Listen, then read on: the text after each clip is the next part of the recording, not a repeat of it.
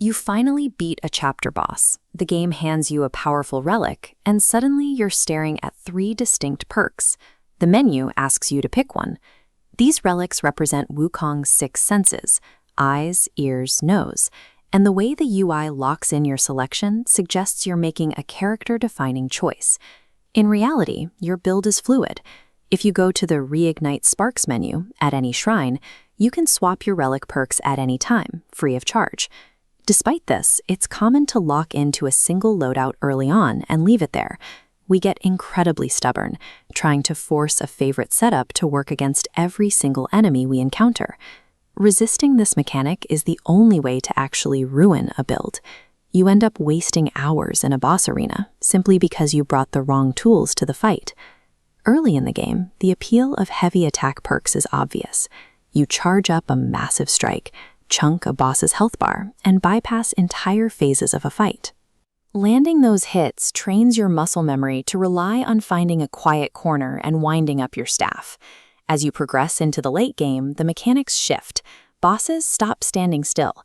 They are programmed to evade highly telegraphed, stationary attacks. This timeline shows the core issue, comparing a fully charged heavy attack against a late-game boss's vulnerability window. The time it takes to wind up that big hit is longer than the time the boss is actually exposed. Missing that strike leaves you drained of stamina and focus, standing exposed in the boss's counterattack path.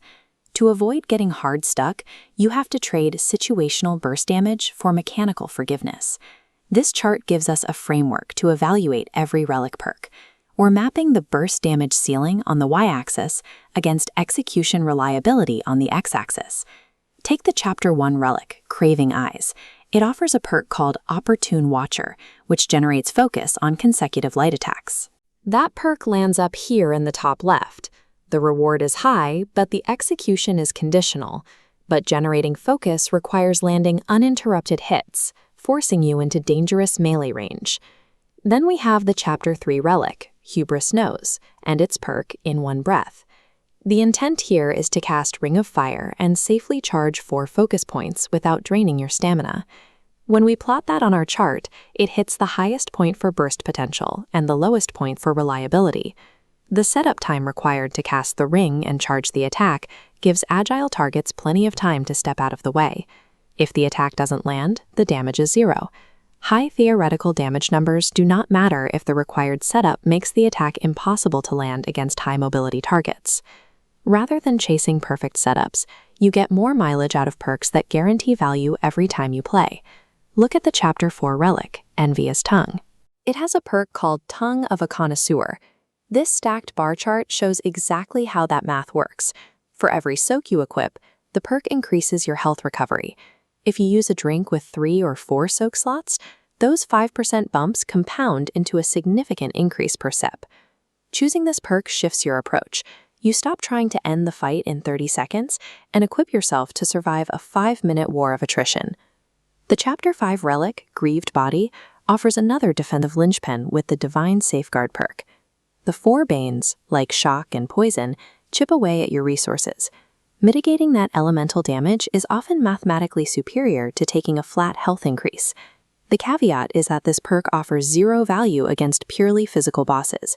That makes it a mandatory toggle you should swap at shrines depending on your opponent.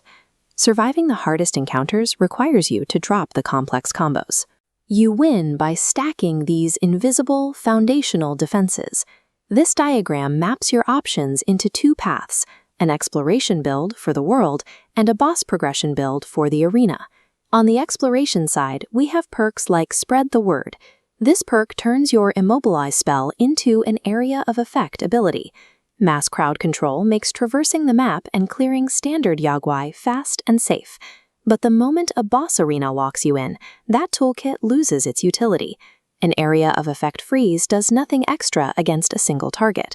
That brings us to the boss progression side, where you want to rely on perks like Hold Breath and Whistling Wind. Hold Breath extends your dodge invincibility frames, while Whistling Wind increases your attack damage after a perfect dodge. Together, they lower the game's difficulty. You already have to dodge to stay alive. These perks simply take the defensive actions you must make and reward you with better survival and higher damage. You must separate how you clear a map from how you fight a boss. Bringing a mob-clearing toolkit into a one-on-one duel is an automatic handicap. Wukong's relics were never meant to be a static identity. Treat every shrine right outside a boss arena as a mandatory strategic planning phase. The rule for progression is simple.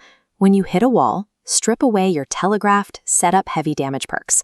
Reallocate those points into invincibility frames, healing multipliers, and the specific elemental resistances you need for that specific enemy. Aligning your loadout with the reality of late-game boss aggression is the only way to replace frustration with reliable consistency.